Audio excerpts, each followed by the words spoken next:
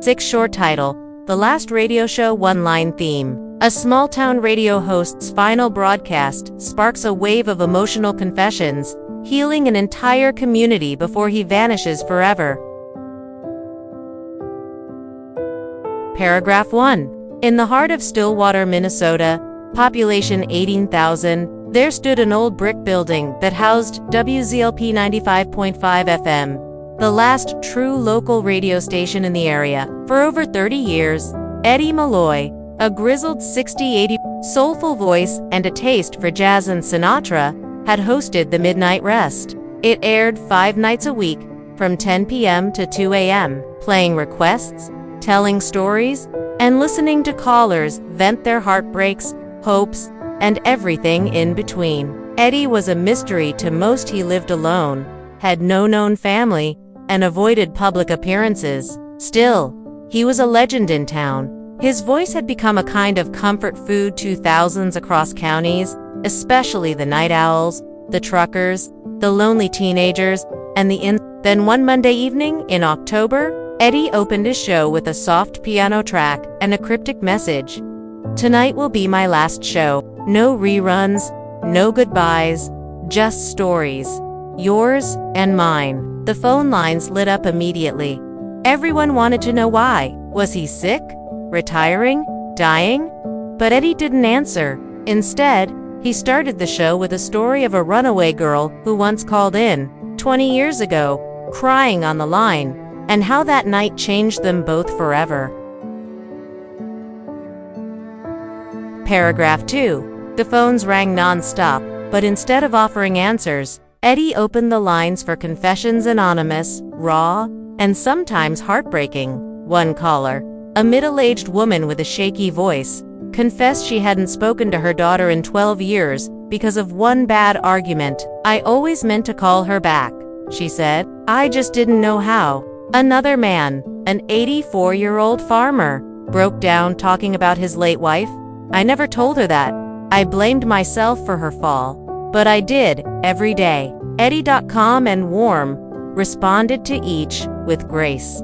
Regret doesn't make you a monster, it makes you human, but so does reaching out while you still can. People began showing up outside the WZLP building, lighting candles, holding signs that read, "We love you. Eddie and the Midnight Rest, forever." Inside, Eddie continued, revealing stories he had never told before, how he once fought in Vietnam, how his wife died in childbirth, and how he lost his only child Jacate too. "I poured everything into this show because silence was killing me," he admitted.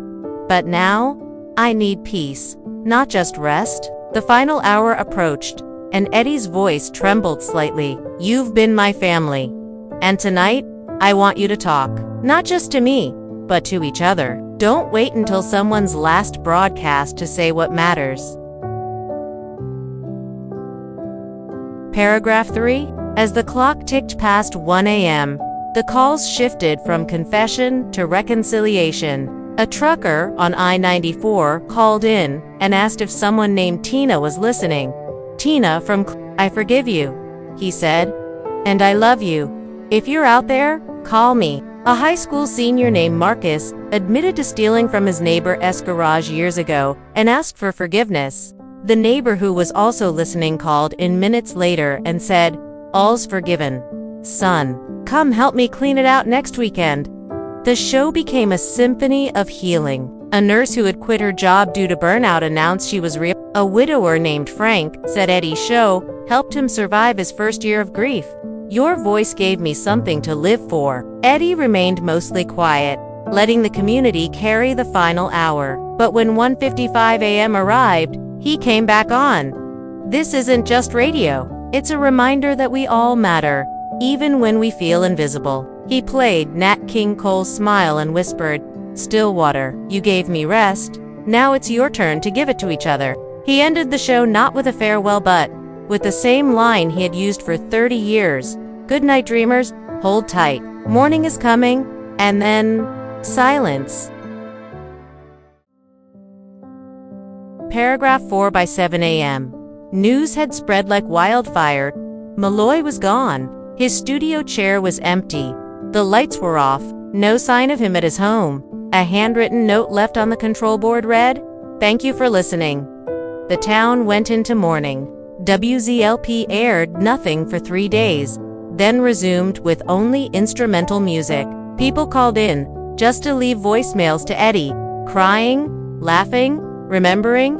The mayor declared October 14th Eddie Malloy Day. Murals appeared around Stillwater. Eddie with headphones. Eddie on a bench with a microphone, and most movingly Eddie standing next to a glowing radio tower in a night sky full of stars. Over time, the station opened a new show.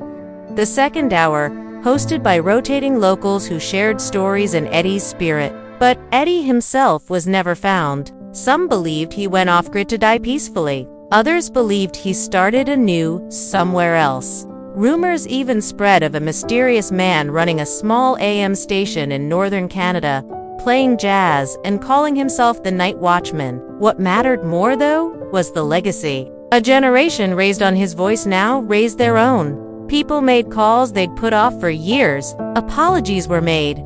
Families reconciled.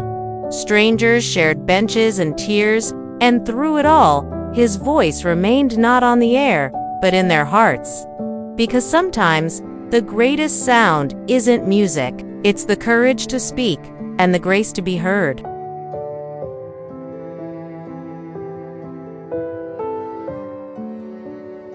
Would you like me to proceed with the next story?